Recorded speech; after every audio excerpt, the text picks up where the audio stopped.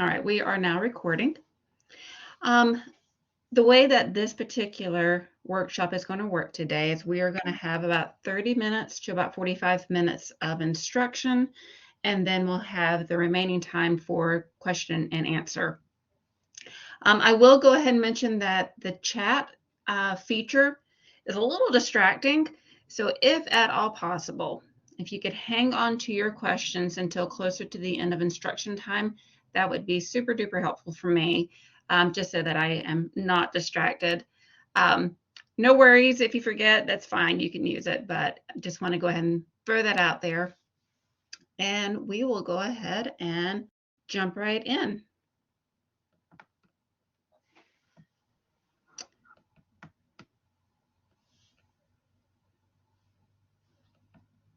All right. I'm going to share a file with you. And this is shared during this, this workshop. So if you would like to download it, you have that option to do so.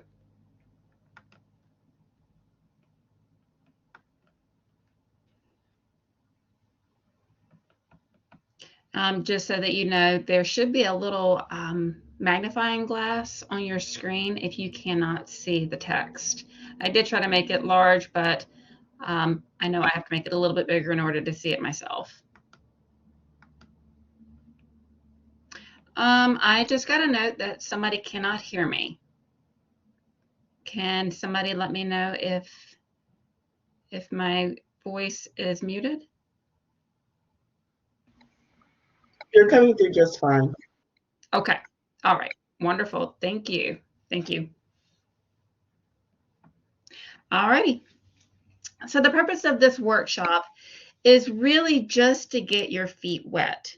The idea is to help you to establish a really good vocabulary and to begin to wrap your head around what a literature review is. Chances are really, really good that you're in this particular workshop because that has been asked of you, or you are in the dissertation process where you're beginning to start to comb through all the mountains of literature that's out there. Just so that you know, there are many, many different ways of approaching a literature review, and it really is going to determine on your field of study, and it's also going to depend on the goals that you may have for your particular topic. Something else to keep in mind, all of these literature reviews really can be seen as something that's relatively organic. What that means is that it's not unheard of to discover that a literature review has been reviewed or revised. Oftentimes, researchers will take the work that they've done and then they've added to it, 2 years, 5 years down the road, however long it may be. But the idea is just to make sure that you as a professional have a real strong sense of what is going on in your field and that you are continually keeping up with it. So with that, with today's 1 hour, we're not going to get everything covered, not by any stretch of the imagination. And I want to remind you that I am accessible. I am available to you for one-on-one sessions, and I am thrilled to do that. So as you begin to dive into your own particular literature review, when you discover that you have a few remaining questions, ones that we very likely will not be able to cover today, but as you discover those questions, or if you're just really getting stuck, please, please, please reach out. And either I will be able to assist you, or if your particular topic is better suited for one of our other librarians, then I'll definitely point you in that direction as well. Each of us are more than capable and happy to assist in that way. All righty, let's get going. So last time in part 1, we covered quite a few steps in the gap searching and exhaustive lit review process. A, as a reminder, was to acknowledge that you must plan for research to happen. It requires intentionality. B, This is an important one. Boundary lines must be discovered, not predetermined. And this speaks to making sure that your research doesn't start on a very biased first step. Really, curiosity can't be encouraged enough because you really want to discover those boundary lines rather than going into the process thinking that you have all the answers. Part C is to consider your familiarity with research tools. And I'm speaking specifically about library research tools. A lot of stuff has changed over the past couple decades. And if you're coming back into the academic world after a few years of break, chances are really good that things don't really look the same. And that's perfectly fine for you to tell me that. And I'm happy to work with you there as well, just to help you understand how to navigate these systems so that they are a help to you rather than a source of anxiety. We also talked about determining organization systems that work for you. And when we talk about organization systems, we're talking about using things like RefWorks. There are many, many different citation tools out there. The reason we generally push students towards RefWorks is because they do something a little unique in that they do allow students to take those accounts with you once you graduate. That's not always the case with a lot of the citation tools. I think that's a really wonderful thing. That's recognizing that your research is important and it's something that's going to be with you for your career. And so chances are really good that you're going to want to have access to all the information that you saved. So anyway, again, it's not the only one. There are other great tools, but typically I do like to recommend RefWorks at this stage of the game at least. All right.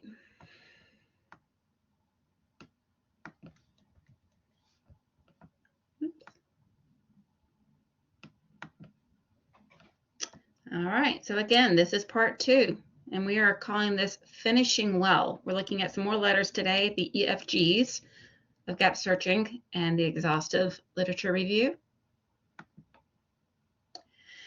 You may be asking yourself, why are you going to have to create for yourself, or why do you have to conduct or complete a literature review? So the literature review, it answers a question of what's already been done. You've identified a problem and you want to see what other people have possibly said or how they've addressed that problem, if they have addressed that problem. Whenever you do that, after you've done a very exhaustive literature review, you discover that there are gaps in the research. And then that is when you get to create objectives or the ways that you want to contribute to the conversation. So a literature review is, again, helping you to understand what historically existed or has existed regarding your particular topic and where you get to fit into that conversation.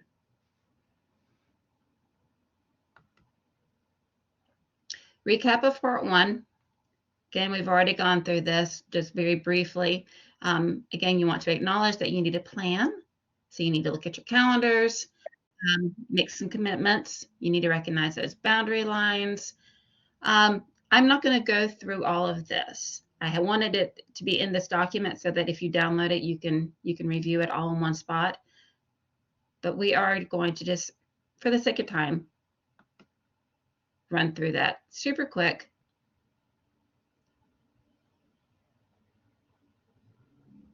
And we're going to move into part 2.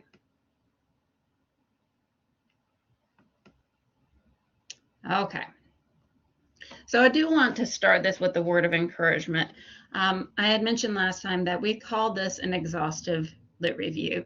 That's really a little more tongue-in-cheek than anything.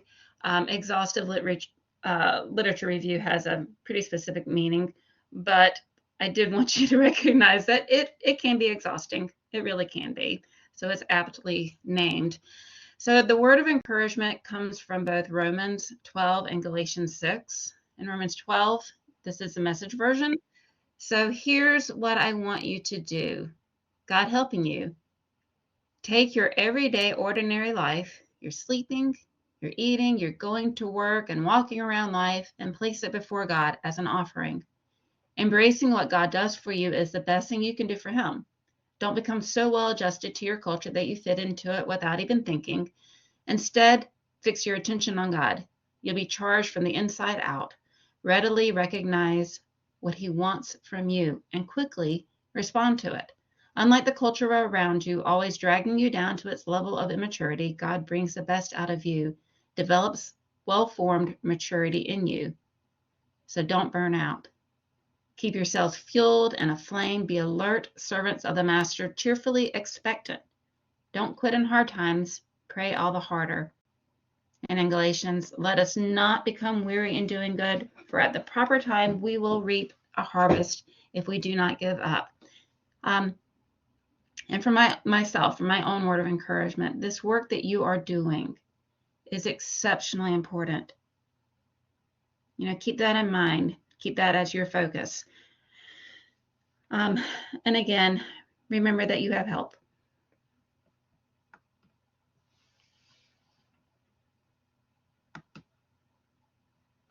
All right. Part E, exploring approaches to organize the literature review. So this question is basically asking us what needs to be included and how are you going to present that information. So you're going to explore the different approaches to organizing your literature review. Something to just maybe get you going is recognizing that there are lots of bits of information that you may want to capture when you're reading all of this literature. It's full of information, absolutely full of it. And we had talked about during the last time that creating a notation system to help keep you organized is going to be absolutely key as you comb through all these pieces of literature. I had given the example of Peg Boyle-Single's list of notable coding suggestions. You can use hers, you can use somebody else's, you can make up your own. It really, really doesn't matter. But taking that notation system and making sure that it connects with the information that you actually want to capture. So some of the things that you may want to consider are definitions, objectives, characteristics, the historical analysis, successes and failures, the different methods of research or the theories, the future work. So there's a list here. This is not exhaustive. This is just something to help kind of get the wheels spinning in your mind to let you know that there are several things that you can capture. You can capture great quotes. You can mark hypotheses. You can mark theories. Just begin to think about what it is that you need to capture for your particular topic. And then create a coding system to match it.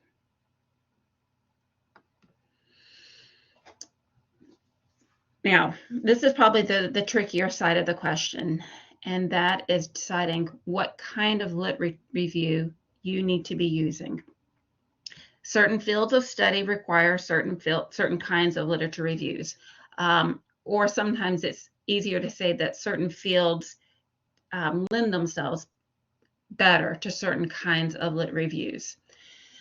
And again, there are quite a few. We're not going to touch on all of them, but I am going to try to explain some of the more common ones. So the first one, we call it a descriptive literature review. What that does is that focuses primarily on methodology.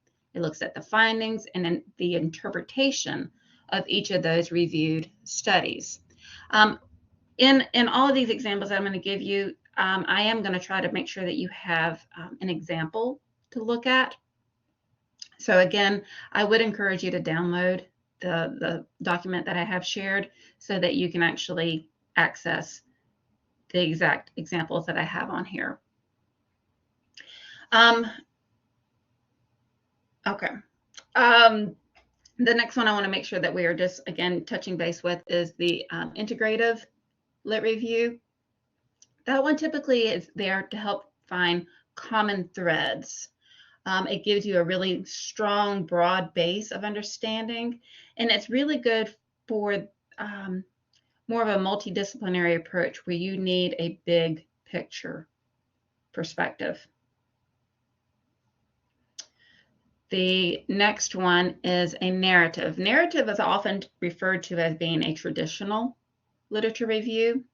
It's typically qualitative in the way that that it's done. It is a systematic review, and it is designed to test hypotheses. It will critique it. It will give a summary of the research that's been done. It is comprehensive, and it is overviewing a specific topic. The search criteria for a narrative lit review typically will be pretty loose or pretty broad. This is one of those circumstances where having a graph of the words that you're using in your literature, your search for the literature is going to be pretty important because it's probably going to be a pretty significant list. All right. We're on to D now, the systematic literature review.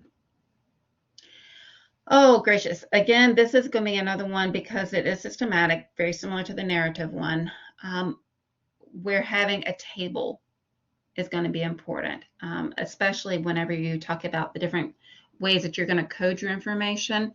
The reason I'm saying that is because systematic lit reviews typically are looking quantitatively. So you're going to be looking at a lot of numbers, a lot of figures, a lot of statistics. And so making sure that you are keeping everything in the most tip-top organized manner is going to be essential. Very specific criteria is typically used when you're looking at a systematic, quantitative-based literature review. It's very similar to a scoping review, so that might be a word that you hear. And it's one that you see oftentimes in STEM. If you happen to be a nursing major, for instance, this is an area that you are going to probably hang out in quite a bit. In fact, there is a database that we at Regent own. It's called the Cochrane Systematic Reviews, Database of Systematic Reviews. That is specifically for our nursing majors or anybody that's interested, but primarily we have it because it is looking at literature reviews that are done in a systematic frame. Okay, again, I'm going to harp on the systematic review just for a minute longer. That can lead to a meta-analysis. Again, this session is all about learning these vocabulary words. So it can lead to a meta-analysis, which will take an even deeper dive into these systematic reviews, but it's going to look at a very, very specific question. And again, oftentimes it is STEM or healthcare related, and it's very, very helpful for looking for patterns in the research. So that probably makes sense why it would be a healthcare related way of doing a review. There are lots of other kinds. Meta-synthesis, that is typically used for qualitative studies. There are iterative literature reviews. There are rapid literature reviews, which is exactly kind of what it sounds like. It's kind of like a mini systematic review, and the idea is to help wrap your head around a topic really quickly. And then there is an umbrella literature review. And that also will give you, much like the rapid lit review, it's good for a quick understanding. There are lots,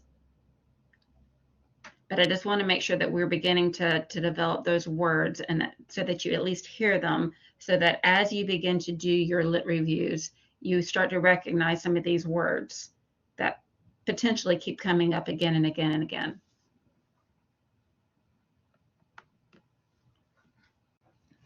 All right. And there is nothing better than finding examples. So I did give examples of the kinds of literature reviews that we commonly see, but I also want you to be encouraged to look for literature reviews specific to your discipline. I have just 4 examples. By no means is this the be-all, end-all, but it is just a starting point for you. So I have an example in psychology, one in theology, one in education, one in nursing. If you do not see your field represented and you would like to talk to me about it, absolutely, again, reach out and we'll do some hunting together. Okay, so we covered E and F. Let's move on to G. G is generate concept maps and get it done. So this is a 2-part. When we talk about concept maps, that means that you know what information you're looking for. You have a big old stack of articles or studies that you're beginning to pour through, and you've got it coded. All that's wonderful and great. But still the question remains, okay, how do I organize it? What do I do with all this information that I'm collecting? And that's when we talk about having a concept map. There are a couple ways of looking at this, and this is going to be based on your learning style. I personally am visual and I'm very tactile. So for me, having something like a literal sticky note board would be really helpful. That would speak really well to my thinking and how I can organize my thoughts. The idea behind that would be to take a sticky note and let it specifically represent a bit of information that you found. And you want to make sure that you've coded that little sticky note so you know what it belongs to. But then you literally stick it on the board.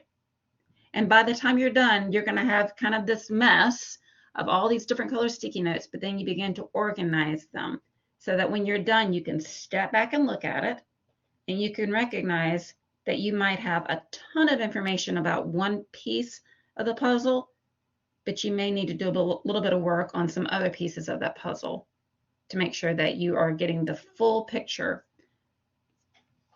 But physical, literal sticky notes, that may not be everybody's cup of tea. There are also a couple electronic versions that I want to make sure that you are aware of. They are both free, which is nice. The Google Suite offers something called Jamboard, which is, it's just like a sticky note board, but instead of it being a physical thing that you can actually touch and play with, it is all electronic. And I just wanted to show you that you can locate it in your Google Suite, in your little ellipsis here, or grid. But then I wanted to give you just a quick screenshot of how you can play with it. So you can create sticky notes, you can move them around, you can throw in text, you can upload files and pictures, you can do all kinds of fun things, and you can actually share that. So let's say that you are in the, in deep in the research and you really want to get your professor's input. You can share that board with whomever you'd like to share it with so that they can give a little bit of insight or feedback. And then the other one I wanted to mention is called Concept Board. I honestly haven't played with it. It doesn't look that much different, but it is just another option. And again, it's available through the Google Suite.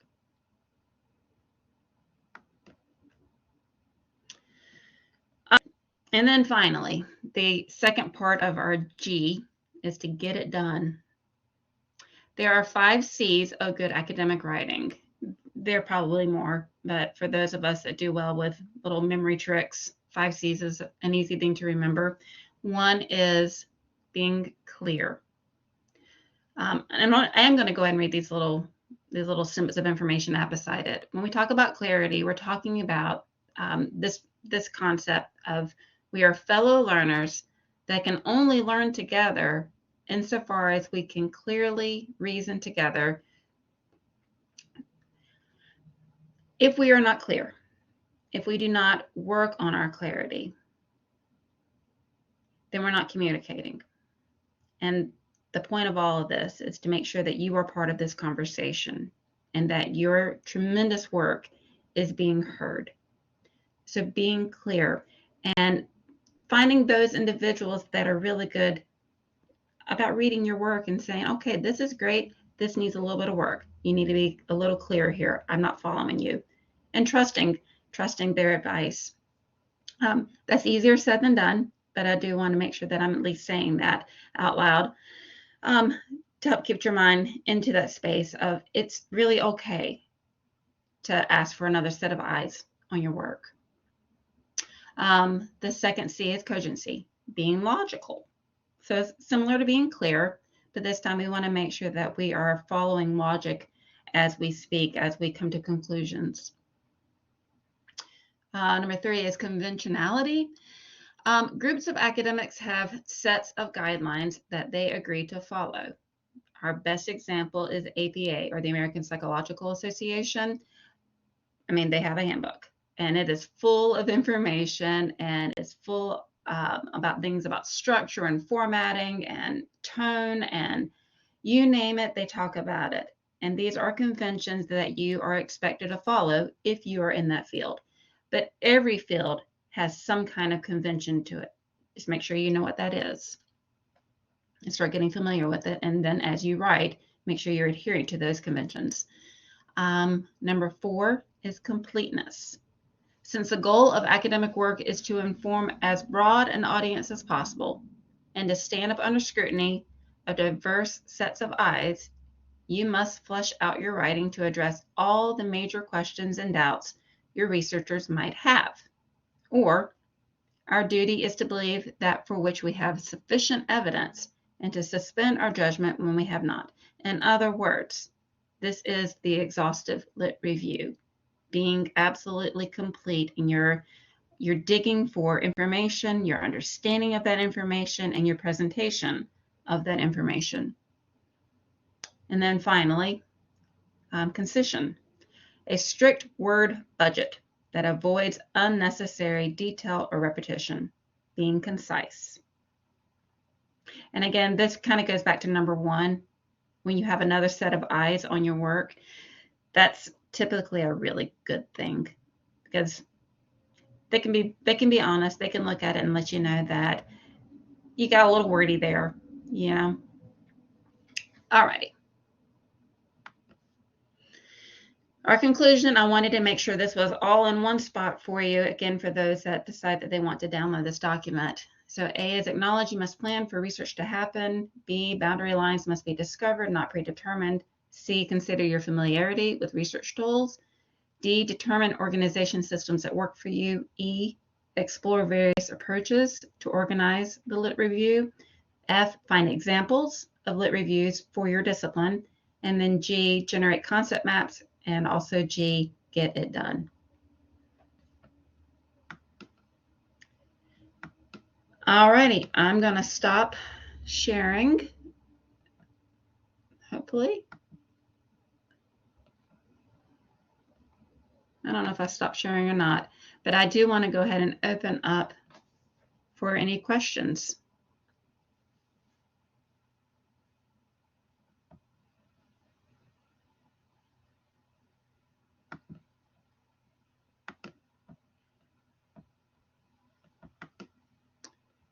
And I'm going to begin here in the chat.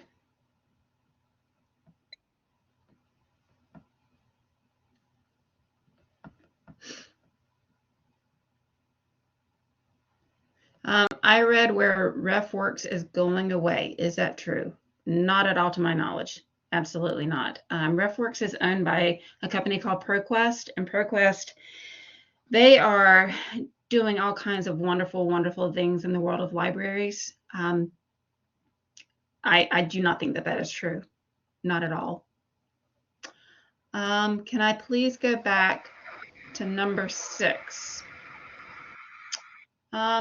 Yana, can you tell me what you're referring to? Are you talking about page 6?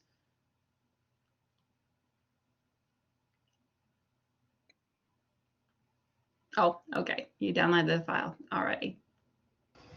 Yeah, hi. My name is Brenda Johnson, and I'd like to share that I wouldn't mind like making an appointment to talk with you. My research is on grief. It's on faith, mental health, and grief in the lenses of the terminal ill. And I've been finding a lot of information out there on grief as far as losing a loved one. But then there's very little information out there on grief as far as losing your health or divorce or, just different things in life that we lose and how we grieve from those things from that perspective. Yes.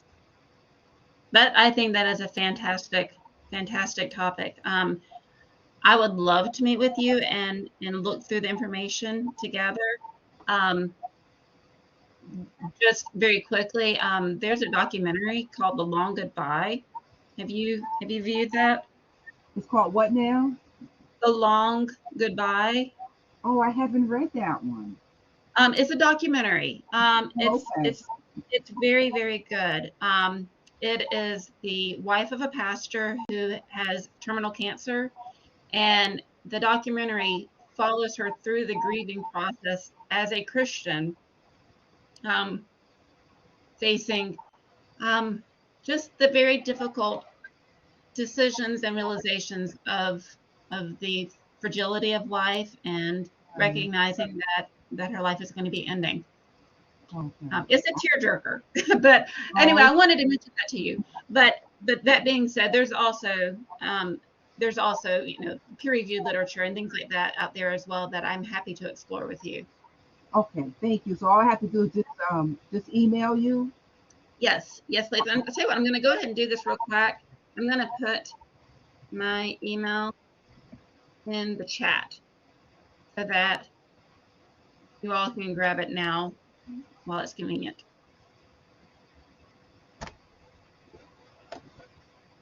All right. I'm going back to the chat again. And Julie asked, do you have any trainings or webinars that share best tips in searching for articles for a lit review? Which databases, how to word search, that sort of thing? Kind of, sort of, yes. We do have a couple very brief videos that talk about general best practices in searching. But when it comes to specifically looking for things for your field, oftentimes it's just helpful to have a second person, a librarian with you, just to help you begin to recognize the different ways of looking for things. For instance, using Boolean operators or using an asterisk in order to expand or narrow your search as is necessary. I really cannot emphasize enough, the importance of having those one-on-one sessions with a librarian. And they can be as short as 15 minutes. Sometimes that's all you need just to kind of wrap your head around little steps in the process that make it easier. And if I'm not answering your questions fully, please just unmute yourself or throw another text up there. All right. And Brenda, I think that you are not muted. Yeah, I'm trying. My computer's acting up now, and I can't mute myself. I'm gonna Oh have to dear. try. Yeah, I may have to sign out, and come back in. And it's really not that distracting. I just didn't know if you're aware of it. So Yeah, I am aware. I'm trying to correct it. okay. All right. Thank you. I'm reading the next one. Abby, part one was really helpful for those topics, really. Oh, yes. And there is a recording. I think that was a question a little later on. That recording is available in a research guide.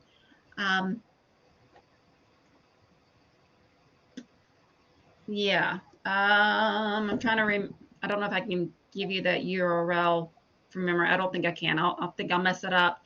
But if you want to reach out to me, I can make sure that you have that correct guide name so that you can find it and watch part one. All right. I'm looking at the next question. According to Googling legacy RefWorks. Yeah. So RefWorks, yes, what you're referring to,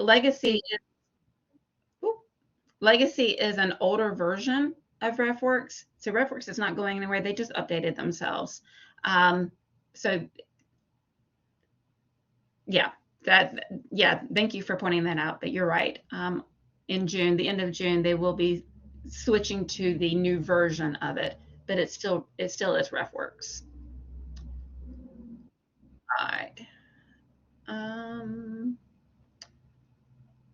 All right, look at the next question. I'm doing an integrative dissertation. Is there a way to integrate two types of literature reviews?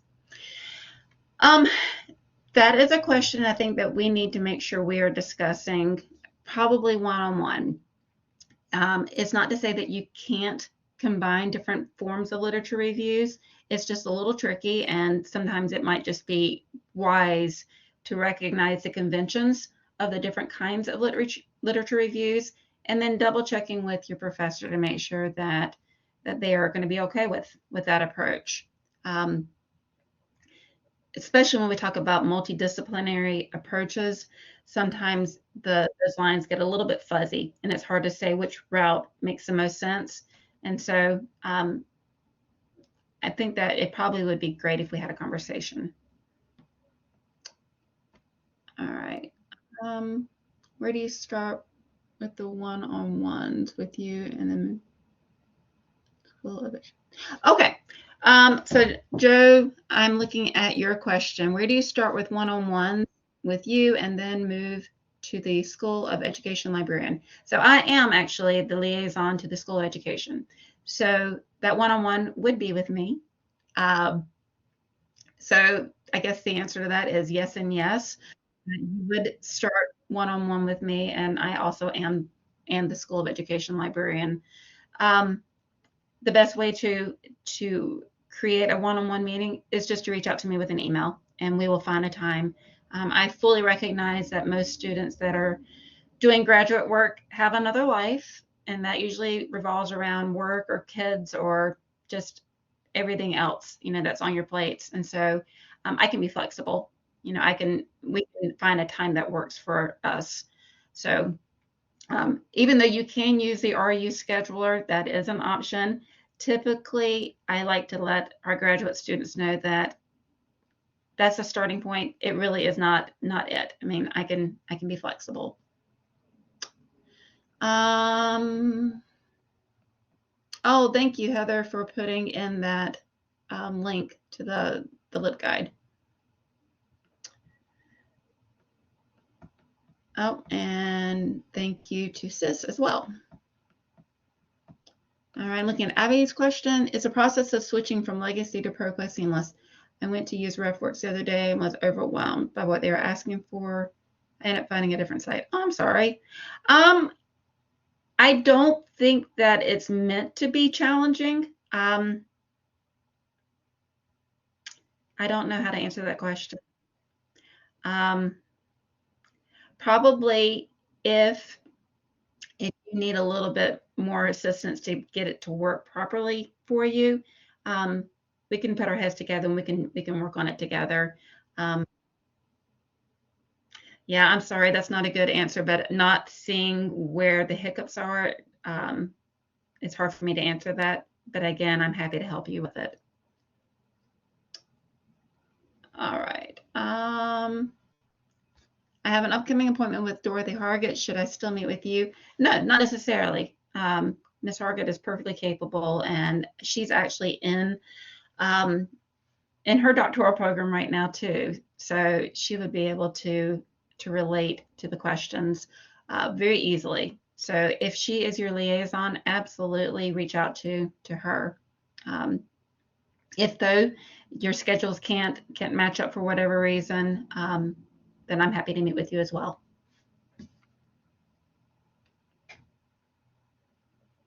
All right. I think I've gotten through all the questions in the chat. Are there any other ones?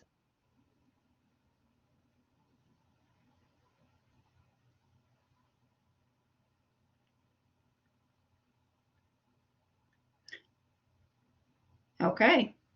Well, not hearing any more questions, we actually are going to end this session pretty quickly.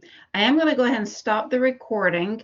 I see that Sis, is there a document from this session that I might be able to download? Yes. You should be able to download it. Before I stopped Do you see in the upper right-hand corner the little download button?